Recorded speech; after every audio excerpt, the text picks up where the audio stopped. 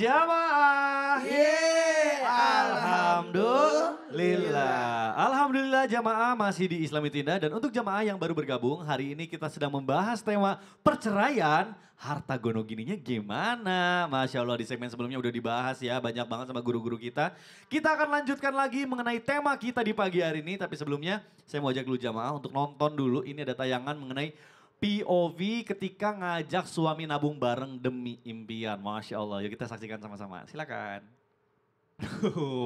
Emang biasanya suara bahasa langsung menggoda gitu ya. Iya, hilang sudah buyar. Apalagi kalau ada promo ya.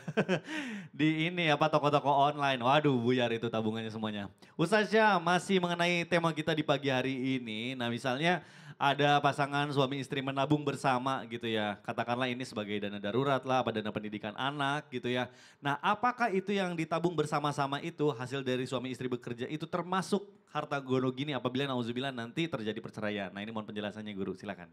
Terima kasih Mas Mikdad, tapi guru kami Ustadz Maulana Habib Usman dan seluruh jamaah yang dimuliakan Allah Subhanahu wa taala. Di awal episode sudah dikatakan harta gono gini tidak ada. Jadi kita mau jawab gimana lagi nih. Jadi anggaplah sebenarnya ada harta yang ternyata digabung antara keduanya. Maka mesti jelas kepemilikannya. Suaminya punya berapa, istrinya punya berapa. Nah setelah terjadi subhanallah, na'udzubillahi min dzalik, terjadi perceraian misalnya. Karena kan kita tidak bisa menutup kemungkinan tersebut. Karena memang ada perceraian dalam Islam. Bukan Islam mengharamkan perceraian. Ada perceraian dalam Islam tapi itu adalah jalan darurat. Lalu ternyata timbul masalah yang baru. Harta yang selama ini ditabung bagaimana? Maka siapa pemiliknya itulah yang paling berhak. Subhanallah. Si istri mengatakan uang saya masuk itu sekitar 50%. Maka dia berhak atas 50% tersebut. Si suami mengatakan tidak gaji saya semuanya masuk ke situ. Maka si suami juga berhak atas haknya tersebut. Sehingga dikatakan bahwasanya kalau si suami punya uang maka dia punya hak atas uang tersebut. Si istri juga punya haknya atas hak tersebut, uang tersebut. Sehingga kalau dikatakan apa sih haknya istri? Maka haknya adalah nafkah dari suaminya. Nafkah sehari-harinya. Termasuk makanannya, pakaiannya, dan tempat tinggalnya. Itulah di dalam Islam kita mengenal nafkah itu berapa. Nafkah itu sebenarnya besarannya berapa sih? Kalau sudah menutupi makan, sudah menutupi pakaian, sudah menutupi tempat tinggal yang urf, yang memang sudah disepakati bersama. Makna pertamanya. Yang kedua, yang urf, yang memang sewajarnya pada tempat tinggal tersebut. Daerah mana? Ibu dari mana Bu? Cirebon. Di Cirebon berapa sih? Harusnya kalau makan sehari-hari itu berapa? Yang dari Bandung berapa? Kalau sehari-harinya berapa? Subhanallah. Maka sesuai dengan kebiasaan di tempat tersebut. Maka inilah yang menjadi haknya sang istri. Ternyata tabungannya si istri udah dikasih haknya. Lebih. Lalu ditabunglah bersama menjadi dana darurat. Terjadi perceraian maka mesti tahu ini haknya siapa, ini haknya siapa. Tapi suami yang jelas yang diharamkan untuk suami ambil adalah apa yang telah diberikan kepada istrinya sebelumnya. Jadi jangan setelah dikasih nanti diminta kembali. Kenapa? Kita udah cerai, saya minta kembali. Tidak, kan udah dikasih. Kalau udah dikasih berarti udah menjadi hak sang istri. Kecuali dia tidak kasih memang maka dia masih punya hak di sana. Betul, ini tapi jadi pelajaran penting buat kita semua terutama mungkin yang masih baru-baru nikah gitu ya. Alangkah baiknya ada perjanjian gitu ya di awal kalau misalnya memang aku kerja nih, aku nabung tapi nanti kalau misalnya terjadi sesuatu kita bagi dua ya. Karena kan di Islam memang tidak ada harta gono gini. Mungkin gitu ya Ustadz ya. Iya tapi agak susah karena cinta itu buta. Itu dia, saya juga bingung. Hari ini kita jelaskan tapi nanti prakteknya. Awal-awal nikah udahlah gak apa-apa lah. Gitu Punya aku lagi. punya aku punyamu. Bener banget, tapi ini pengingat aja ya buat Iya. semuanya. Terima kasih guruku Ustazah, boleh tepuk tangan dulu dong. Masya Allah, karena alangkah baiknya kita punya langkah preventif sebelum itu terjadi gitu ya. Baik, kita akan lanjutkan lagi gitu ya pembahasan kita. Tapi Habib, Usman boleh, saya mau nanya lagi nih Bib. Boleh. Bib, dari tadi udah jelas gitu ya. Habib juga sudah straight to the point bahwa harta gono gini itu nggak ada gitu ya. Tapi ini kan masih banyak yang membahas mengenai kalau misalnya bercerai mungkin gimana sih kalau misalnya kita udah kerja bareng-bareng lah istilahnya gitu ya. Saya pengen pembagian hartanya tuh clear aja 50%, 50%. Tapi mohon maaf nih, ada pertanyaan titipan. Gimana kalau istrinya lebih dari satu? Itu gimana pembagian harta gono gininya sesuai syariat Islam agar tidak terjadi konflik? Nah ini mohon jawabannya Habib, silakan. Ya khair Kang Mikdad Ustaz Maulana Ustaz Syam. Ikut-ikut. Bismillahirrahmanirrahim. Allahumma salli ala Sayyidina Muhammad wa ala ali Sayyidina Muhammad. Ingat sekali lagi, tidak ada harta gono gini. Yang ada adalah warisan. Kalau suaminya meninggal, maka istrinya mendapat warisan.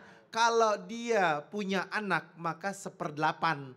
Istrinya ada 4, 1/8 bagi 4. 1/8 bagi 4. Istrinya ada 3, 1/8 bagi 3. Istrinya ada 2, 1/8 bagi 2. Terus kalau misalkan seandainya nggak punya anak, dapat 1/4. Dapat 1/4. Istrinya ada 4. 1/4 itu bagi 4. Istrinya ada 3, bagi 3. Istrinya ada 2, bagi 2. Kalau misalkan seandainya istrinya banyak. Kalau istrinya cuma 1, berarti dapat 1/8. Kalau misalkan dia punya anak. Kalau dia nggak punya anak, maka dapat 1/4. Itu warisan, boleh dibagi. Bagaimana kalau misalkan cerai? Istrinya banyak. Kalau misalkan dia cerai, istrinya banyak. Istri yang berusaha sama dia, yang ada bisnis bareng sama dia dapat bagiannya. Boleh itu, bisa 70-30, bisa 60-40, bisa 50-50. Tergantung daripada perjanjian awalnya. Tergantung perjanjian awal. Oh nggak bisa, itu suami saya kasih ke saya. Kasih ke saya dan ini hadiah buat saya. Nah kalau misalkan itu hadiah, berarti milik dia. Berarti milik dia. Kalau misalkan seandainya istri yang lain nuntut, minta. Karena sudah terjadi sebuah perceraian, nggak bisa. Karena ada perjanjiannya, ada hitam di atas putihnya. Ada aturannya. Oleh karena itu, berbeda antara hadiah, berbeda dengan harta yang mau diambil 50-50. Itu beda, itu namanya rampasan. 50-50 adalah rampasan, gak boleh. Karena hak suami adalah milik suami, hak istri adalah milik istri. Kalau misalkan seandainya contoh nih, simple, suaminya gak kerja. Suaminya tidak bekerja, istrinya warisannya banyak. Bahkan sampai puluhan miliar. Kata pas pisah, suami bilang, kamu semuanya bagi 2. Gak mau, pas istrinya ngamuk. Kenapa ngamuk? Ini kan punya bapak saya, ini punya kakek saya, dan ini warisan yang saya dapatkan. Kita mau pisah, tiba-tiba kamu gak modal apa-apaan, mau bagi 2, gak bisa. Inilah aturan agama, sudah termaktub atau tertulis di dalam penjelasan yang dijelaskan oleh ulama-ulama kita. Ada di dalam hadisnya Rasulullah, ada di dalam kitab-kitabnya para ulama, fikihnya dan lain sebagainya. Sudah tertulis dan tertulis di dalam Al-Quran. Bahwasanya apa? Bahwasanya janganlah engkau berlaku batil, jangan ambil hak yang bukan hak kamu. Dan tidak ada yang namanya perempuan yang diceraikan itu dia bisa mengambil hak suaminya. Cerai selesai. Baik. Kecuali ada bisnis bareng. Nah itu dia, harus diperjelas ya. Jadi intinya Islam itu tidak ada harta gono gini, yang ada itu warisan. Dan juga kalau misalnya memang mau membagi itu namanya hadiah, Masya Allah. Baik, terima kasih Habib Usman. Nah sekarang saya akan kasih kesempatan lagi buat ibu-ibu jamaah yang ada di studio untuk curhat sama guru kita. Mau gak Bu? Mau, ya udah. Kalau gitu kita masuk dulu ke dalam segmen Curhat Dong Ustadz. Iya, kami curhat. Baik, yang mau curhat boleh angkat tangan yang tinggi.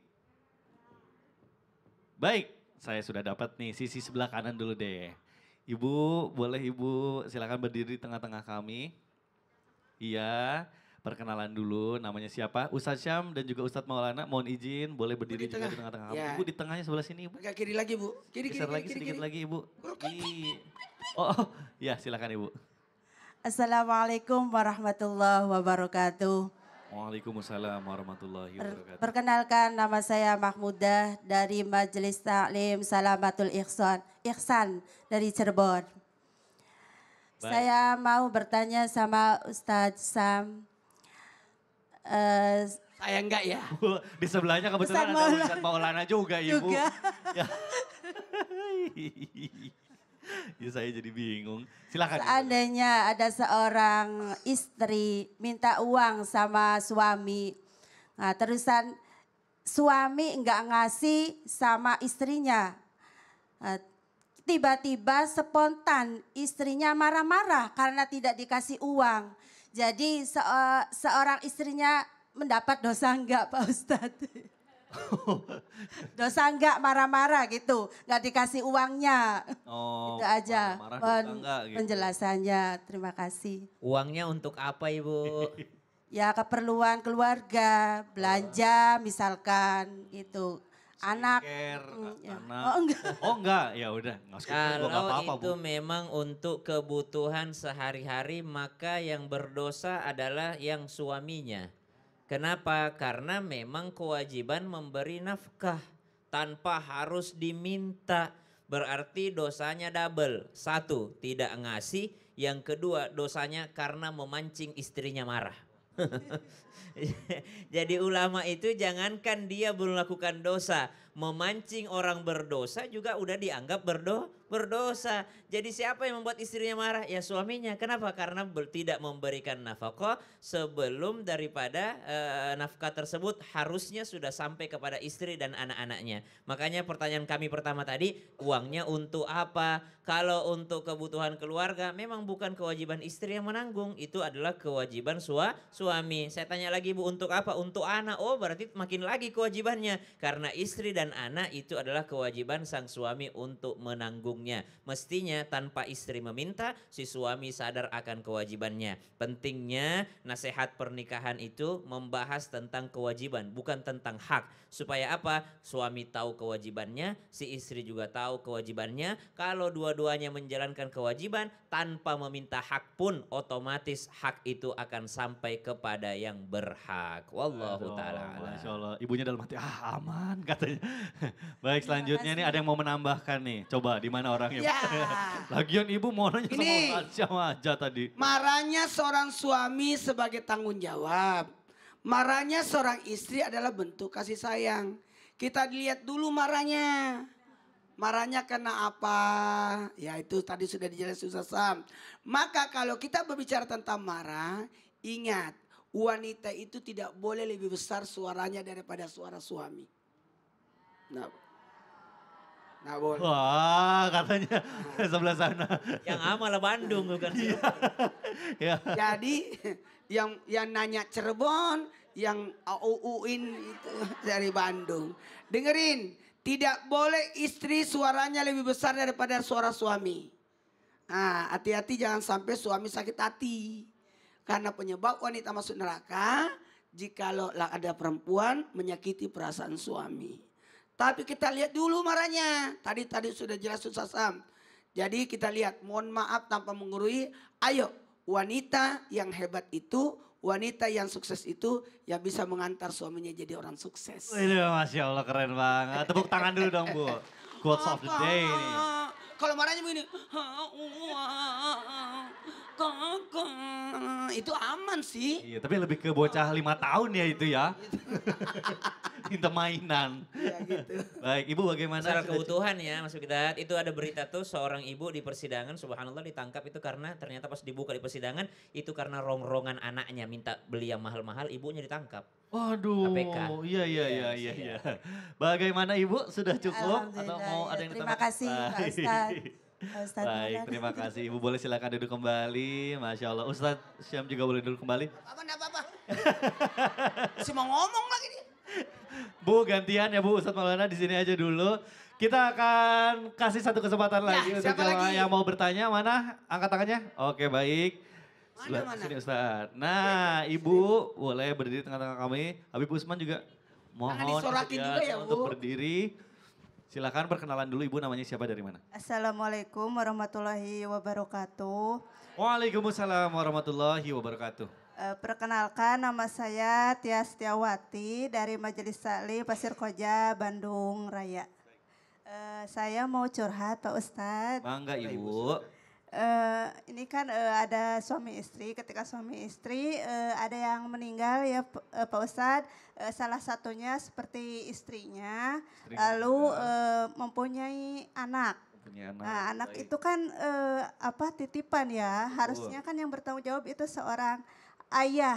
Baik. Namun ayahnya menitipkan kepada saudaranya. Apakah itu hukum dari seorang ayahnya masih berhak menafkahi atau seperti apa? Terima Oh, kasih. baik. Pak.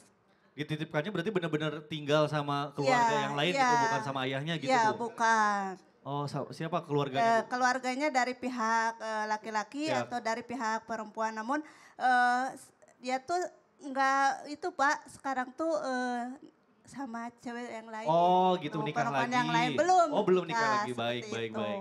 Baik, Habib Usman langsung aja, boleh. Bismillahirrahmanirrahim. Allahumma sholli ala sayyidina Muhammad wa ala ali sayyidina Muhammad. Ingat ketika seseorang dia pisah ataupun dia bercerai ataupun istrinya meninggal dunia, maka ketika dia memiliki anak wajib bagi orang tuanya, bagi bapaknya untuk mendidiknya dengan didikan yang baik.